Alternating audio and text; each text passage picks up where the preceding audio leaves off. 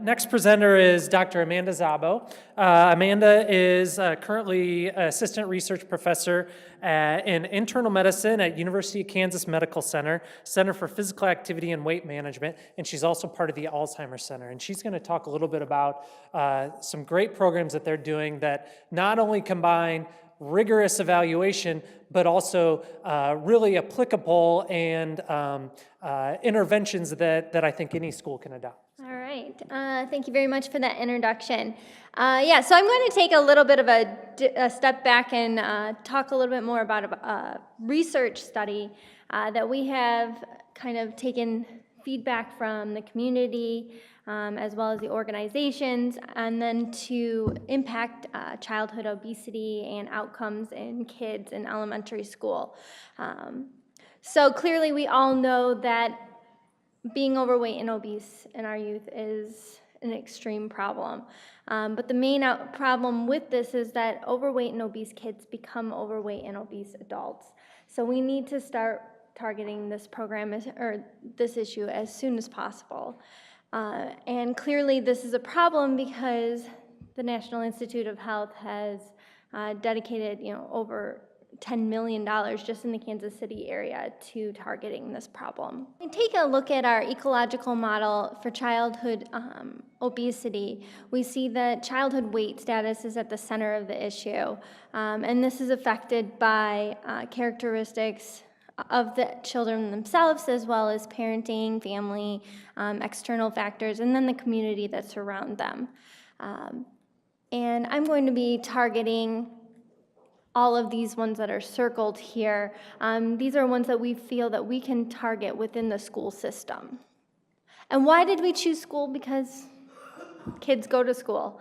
I'm sure many of us out there are parents, and we know that we send our kids to school almost 5 days a week, 8 hours a day, 9 months out of the year. So that is clearly a great place that we can reach them. Schools also provide us with a lot of other opportunities. Like I said, children go to school. They are a permanent facility in our society. The administration can demand uniformity, so asking kids to do things or instructing teachers and administrators to deliver certain programs is a possibility. We have a captive, educated workforce that can deliver our programs and evaluate the outcomes. Their struggle is that they lack expertise in designing and implementing programs. So that's where researchers and other community organizations come into play, in that we can guide and assist these individuals. And like I said, it's extended contact for children. They go there all the time. But unfortunately, our schools are extremely sedentary. Some kids have as much of a 60-minute bus ride each way to school, which isn't very active. Recess and physical education is declining, making it very difficult for us to see fitness and protect against fatness using recess and physical education as our only way to get energy expenditure for our kids. Motor time off task is discouraged and disciplined, meaning that teachers want their kids to sit down and be quiet when instruction time is occurring. And so this makes the classroom a very sedentary place. And as I mentioned, PE is very low in schools. Approximately 3% of our schools offer physical education on a daily basis, and that amount declines as we approach high school, and even getting 3 days a week of physical education isn't really something that our schools do, with only 15% doing it. So clearly that's not a good way for our kids to get exercise in during the day. They do present a lot of challenges, so even though they're a captive audience, they seem to be ripe for producing these types of programs. Schools are a difficult place to work, and especially from a research standpoint. A lot of times it's difficult to get permission to even deliver your program or even talk to somebody who could potentially deliver your program. They're not tolerant sometimes if you want to collect certain types of samples or outcome measures. They also don't like their classroom time being infringed upon. And the teachers do not like it if you ask them to do something that is in addition to what they do on a daily basis. A lot of times our schools have poor facilities, and schools rarely meet 5 days a week. And as I've said before, physical education and recess time is very limited. I just spoke with a group of teachers last week, and they said that, we don't like it when people come in and tell us what to do with our kids' recess because that's seen as their time, and I never thought about that. So it really makes working in the school a challenging situation. But even so, we went forward. We designed a program called the Physical Activity Across the Curriculum Program. This was a 3-year randomized control trial of physical activity and academic achievement for elementary school children beginning in grades 2 and 3. So the major aims of this research study were to increase physical activity using classroom teachers to teach existing lessons and incorporate physical activity. The goal of the study was to diminish increases in body mass index or weight, with secondary aims being to look at the association between physical activity and academic achievement, and then to better characterize metabolic syndrome in kids. So this was a cluster randomized controls trial of 22 schools, meaning that the schools were randomly assigned their treatment based on the school, not the classroom or the individual. It was a 3-year intervention. It took place in grades 2 and 3, where we wanted to target the classroom delivering 90 minutes of moderate to vigorous physical activity each week. And we used classroom teachers to deliver that intervention. So how does this fit into our socio-ecological system? So in order to design our program, we solicited feedback from the community. We included thoughts from the principals, the schools, the administration, and the teachers when designing our program. As I mentioned, teachers didn't like it if they had to invest more time, and principals and school administrators didn't like it if we took away classroom academic time. So we had to come up with an intervention that was able to accommodate both of those feelings. From an organizational standpoint, we used classroom teachers to deliver our intervention. We did not have researchers going into the classroom and delivering the intervention because we wanted to make this something that could potentially be used in the future, because there's not a million researchers that can go into every classroom and deliver an intervention like this. And then our target was the individual, so the kids in the 2nd and 3rd grade. We wanted to really target reductions in body mass index or hopefully prevent weight gain. So a classroom-based approach to reduce sedentary behavior while maintaining the focus on academics was key. We didn't want to decrease instruction time. PAC was also a technique that was used to deliver normal academic instruction, but we encouraged it to be done through movement. So this was a minimal intervention. It enhanced learning, hopefully, with no additional teacher preparation time. No additional cost. It was easily perpetuated and replicated if we wanted to go out and deliver this in other areas. It was desirable for both the teachers and students. We wanted to make it fun, something that they wanted to do. And students had to participate in it because if it was part of the classroom instruction time, then it was just like doing your math lesson. So we integrated the PAC program in 10-minute periods of physical activity through academic lessons. We tried to get the teachers to do 90 to 100 minutes a week of these lessons. Teachers could incorporate the lessons into any type of subject that they wanted to. Language arts, math, science, history, Spanish. We let the teachers do what they wanted. So I'm going to have a couple of short videos that are going to play showing exactly how the teachers chose to incorporate this into their classroom. All right, so marching in place. All right, today we're going to review place value up to our hundredths place.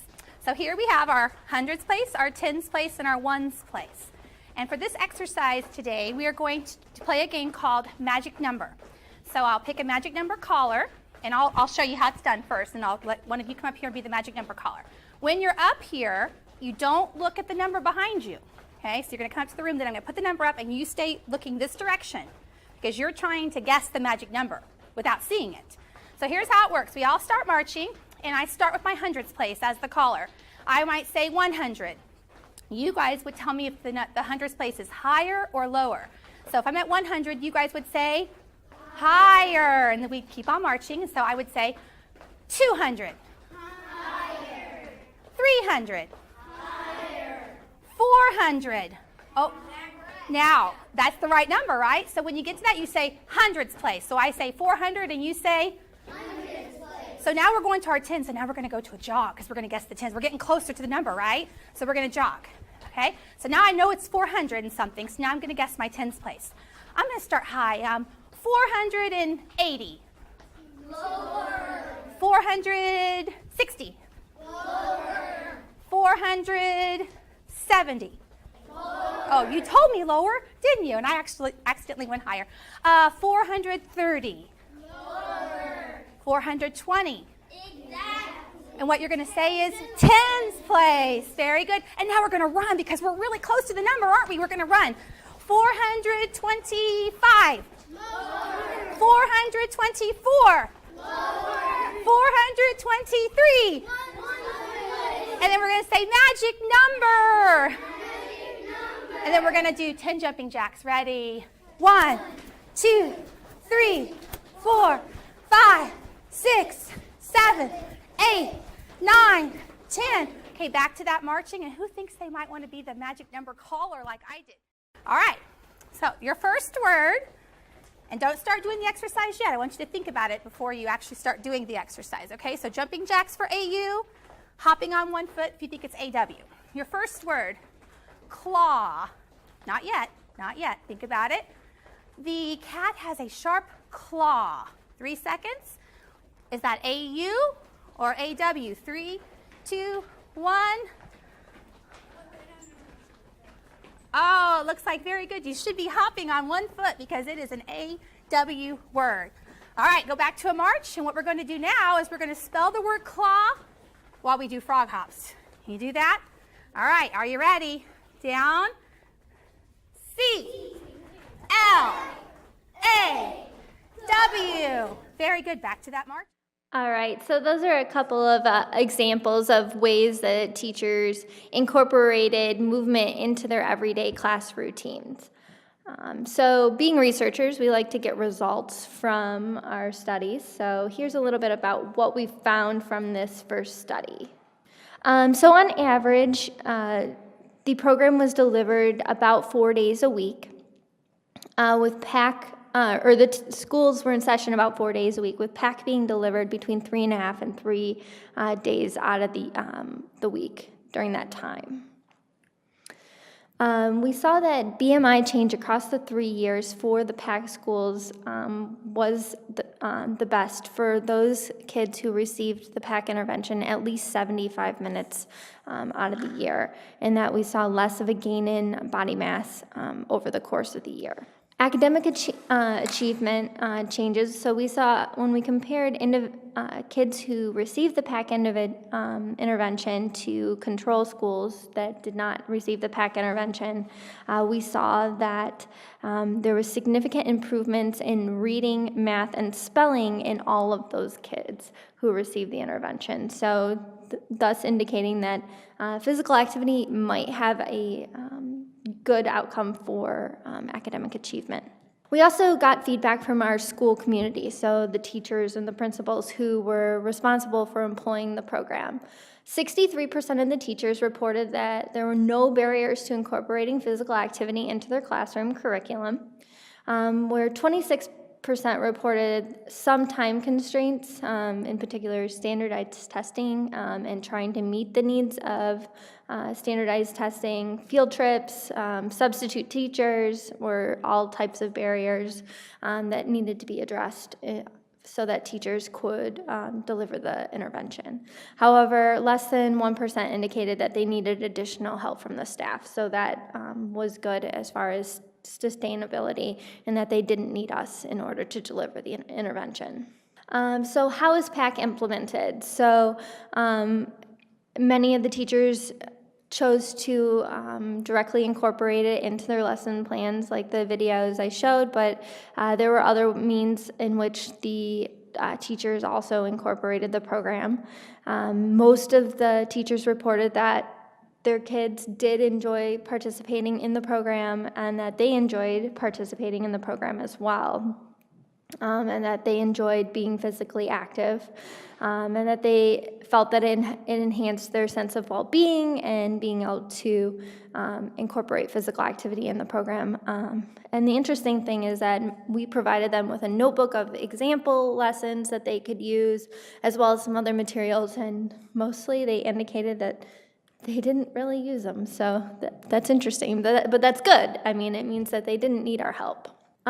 We then followed up 9 months after the intervention was delivered with a teacher survey, and unfortunately, most teachers had discontinued the use of the program. We did have a couple that were still or about 60% that were still using it about 2 to 4 days a week, but we wanted it to be used more than that, So in summary of this first study, we found that physical activity can successfully be delivered through traditional academic lessons. Those children that did do the intervention at least 75 minutes a week did see less of an increase in body mass index. And children receiving the PAC lessons had greater academic achievement than those in the control. And sustainability post-intervention does seem to be an issue. So we need to find a way to keep this program going after we're done. So next we wanted to explore that relationship between physical activity and academic achievement a little further to determine what might be causing those improvements in academic achievement. What makes physical activity a good mode for doing that? And, there are a lot of options out there of things that we could explore. So we developed our next study. And this study, again, it was to look at academic achievement and physical activity across the curriculum in another 3-year randomized control trial. So for this study, since academic achievement was a secondary aim in the prior study, we moved it to the primary aim for this study, so it was adequately powered to test that. We delivered our intervention, the same intervention as before, in 17 new elementary schools, 9 receiving the intervention and 8 being control. And the children started in 2nd and 3rd grades and were followed for 3 consecutive years. So we followed the same kids all the way to 4th and 5th grade. And teachers were encouraged to do at least 20 minutes of PAC each day. So what did we find again? Schools were only in session about 4 days a week, and the intervention was delivered again between 3.5 and 3 days a week. So again, doing the intervention on a daily basis seems to still be an issue. If we look at teacher-reported minutes of PAC, unfortunately, they delivered well below our anticipated or expected amount, but they still did do it between 60 and 50 or 45 minutes a week. Even so, we did see good things that happened. So we saw that increases in fitness that were associated with the intervention were also associated with better inhibitory control or attention. So maybe it had an effect on our kids' abilities to pay attention. We also saw that increases in fitness were also associated with improvements in working memory performance, especially when tasks got harder. We asked kids to remember more items. And when we look at the influence of moderate to vigorous physical activity participation, we saw that this was associated with improvements in on-task behavior. So going back to that attention factor, in that, the more the kids did, the more that they sat in class and paid attention to what they were supposed to be learning. And this was further related to improvements in academic achievement. So if the kids were paying attention, doing more moderate to vigorous physical activity, they were paying attention more and seeing greater improvements in math and spelling. So in summary, from both of the studies, we saw that classroom physical activity is associated with improvements in body mass index or weight status, attention, working memory, and academic achievement. But the question really is, how do we get our teachers and students to do the classroom physical activity? Because it still seems to be a problem that they're not, if they're in school 4 days a week, you should think that they should be receiving the intervention 4 days a week, but that was not the case that we saw in either study. So this leads me back to our social ecological system in hopes that we can use this type of model to design future PAC programs. We really think that it comes down to the policy level, and that is a school policy change needed in order to achieve physical activity goals? Likely, yes, this is the case. But this stems back to meeting state standards on tests and different goals that each school as well as community has to meet academically. And so there's a lot of policy change that needs to take place in order for delivering physical activity in the classroom to become a policy. We also need to continue to use the thoughts of our principals, our teachers, administrators, and teachers in designing these types of programs and overcoming barriers that they might see, because a lot of times we think, hey, 10 minutes out of your day, that's nothing. 20 minutes out of your day, that's nothing. But that is not the case when you talk to teachers when they're asked to do this type of program. And then there's other things that we could try. Maybe technology is the way to go. Maybe taking it out of the hands of the teachers, and maybe they just have to push play on a video, or using other external modes to deliver an intervention might be another way to get physical activity into the classroom. And again, we still want to target those same individuals, those kids, in hopes of decreasing body mass index in all of our kids, not just second and third grade students. So I want to thank my center as well as my collaborators and all of our wonderful funding, because it definitely takes an army to do this type of research. So, thank you.